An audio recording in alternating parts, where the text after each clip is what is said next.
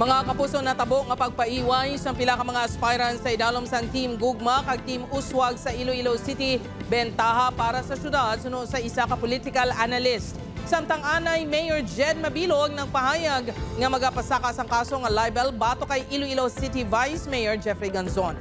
Ini ang gintutukan ni John Sala.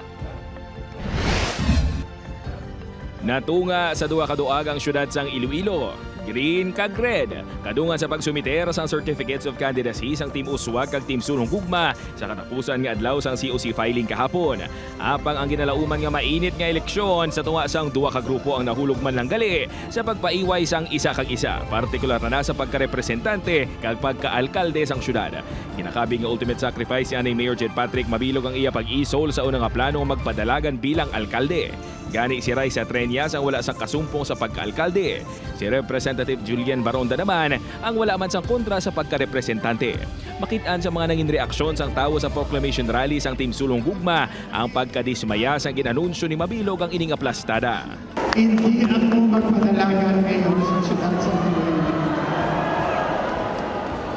Kayugin ako pasahero because my word of honor ako. Panindugan ko ang akong palabra di honor.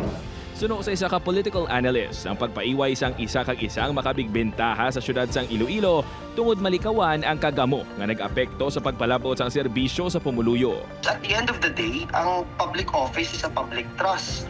So dapat ang ilang pag-aunahon kung ano ang serbisyo kag programa, polisiya nga maahatag nila sa pamuluyo o sa syudad sang Iloilo.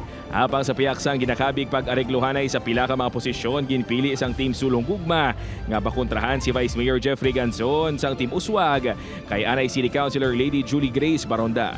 Si Mabilog ang may pamahog pa nga kaso kay Ganzon apang wala ini naghatag sang detalye. May kaso ako i-file kay Jeffrey Ganzon. Just watch out for it. And after a couple of weeks, libel. Gintinguan sa news team nga malabot si Vice Mayor Ganzon apang wala ini sa iya opisina kag wala man nagasabat sa tawag. Upod Carmel Porquilla, John Sala, One Western Visayas.